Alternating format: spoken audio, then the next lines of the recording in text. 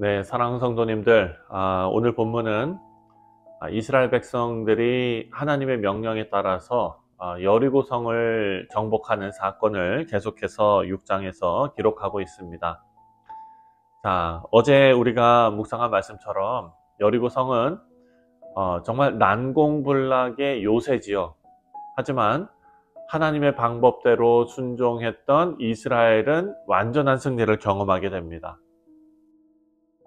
그래서 어제 우리가 생각했던 것처럼 이 승리는 어떤 군사적인 전략이나 인간의 능력이나 이것이 아니라 전적으로 하나님의 계획과 그리고 하나님의 능력에 의한 승리였다라는 것을 말씀은 계속해서 강조하고 있습니다. 오늘 본문에서도 마찬가지입니다. 오늘 본문에서도 계속해서 7이라는 숫자가 등장을 합니다. 여호수아 6장 전체에서 7이라는 숫자는 모두 총 14번 등장합니다. 오늘 본문 8절부터 27절에서만 11번이 나옵니다. 여리고성의 함락이 하나님의 완전한 계획 속에서 이루어졌다라는 것을 지금 강조하고 있습니다. 사랑하는 성도님들, 또 여리고성이 무너진 후에 가장 먼저 언급되는 사건이 바로 라합과 또 그의 가족이 구원받는 장면입니다. 하나님은 라합이라는 어떤 비천한 여인과 약속을 하시고 또 그 약속을 신실하게 지켜내셨습니다.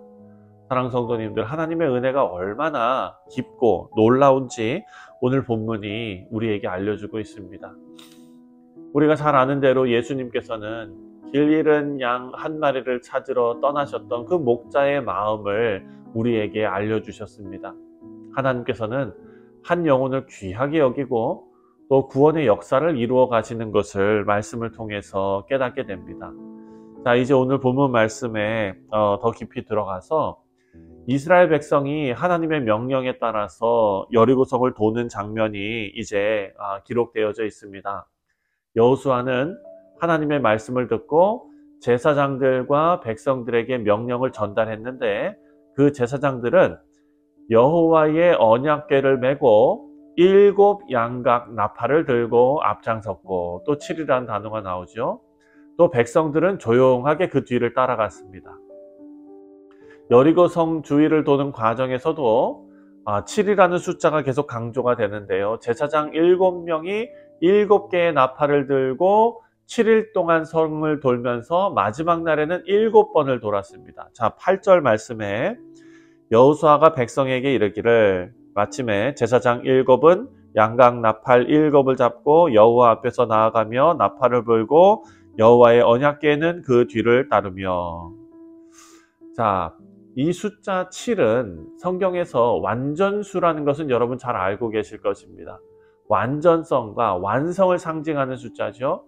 하나님께서 6일 동안 천지를 다 창조하시고 완벽하게 창조하시고 7일째 안식하셨던 것처럼 여리고성의 함락도 하나님의 완전한 계획 속에서 완전하게 이루어진 사건이다라는 것입니다.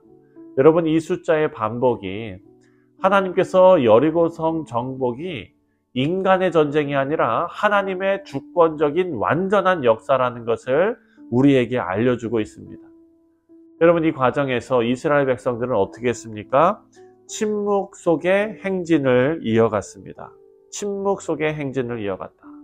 여러분, 나팔 소리 외에는 아무 소리도 내지 않고 하나님께 대한 철저한 믿음과 순종의 모습으로 따라가고 있는 겁니다. 여러분, 우리는 종종 문제를 해결하려고 우리가 할 수 있는 모든 말을 다 하거나 우리가 할 수 있는 모든 행동을 다 하려고 애쓰지 않습니까?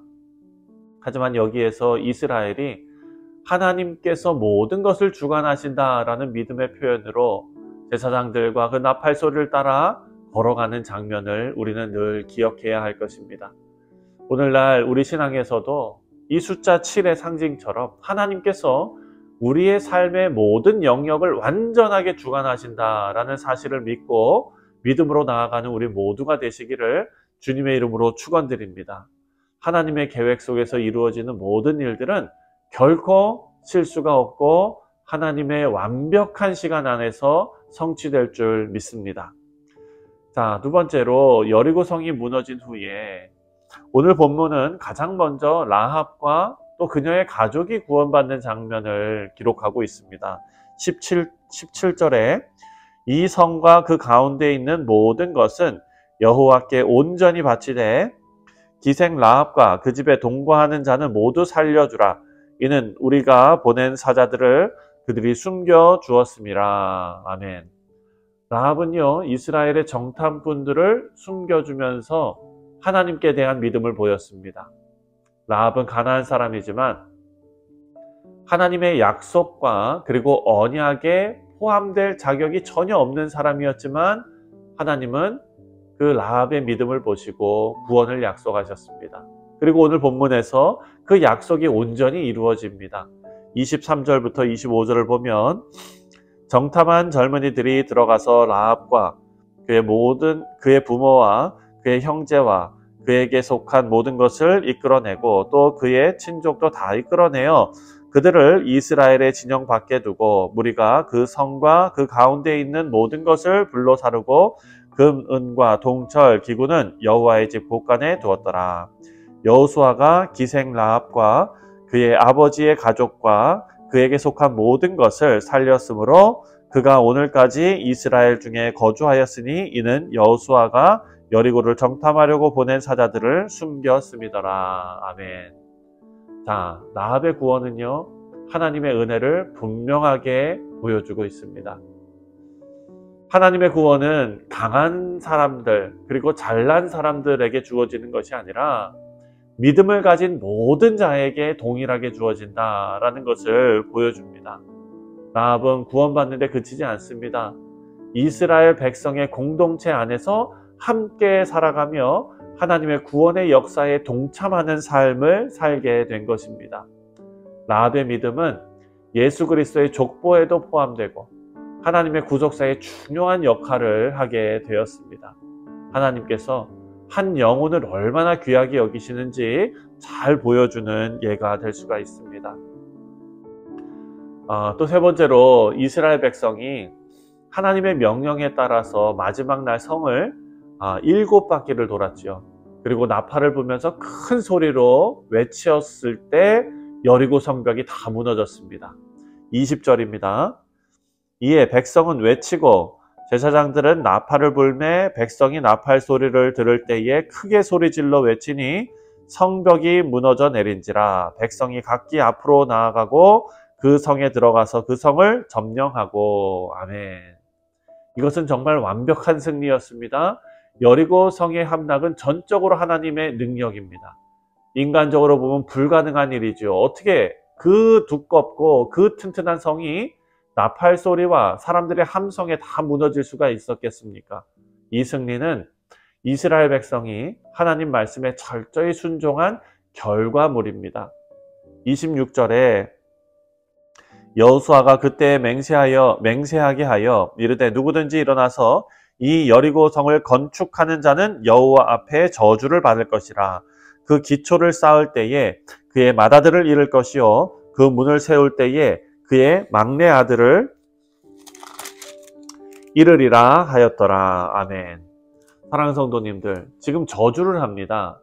하나님의 심판이 한 도시의 멸망에 끝나는 것이 아니라 하나님의 거룩함과 공의가 이루어지는 사건이다라는 것을 지금 말하고 있는 것입니다. 여러분, 하나님의 계획은 문제 해결하는데 그게 목적이 아닙니다. 우리의 삶을 거룩하고 온전하게 만드시는 데 있는 것입니다. 그래서 무너져버린 여리고성이 의미하는 것은 도시의 멸망이 아니라 하나님의 거룩함입니다. 그런데 그것을 그 성벽을 다시 세우는 일로 하나님의 거룩함을 훼손하게 된다면 재앙이 있게 될 것이다 라는 말을 하고 있습니다. 사랑하는 성도님들, 하나님의 완전한 승리가 오늘 말씀에 기록되어져 있고 또한 하나님의 은혜의 약속이 오늘 본문 말씀에 나타나 있습니다. 오늘 본문은 여리고성의 함락을 통해서 하나님의 완전한 승리와 은혜를 우리에게 가르쳐주고 있습니다.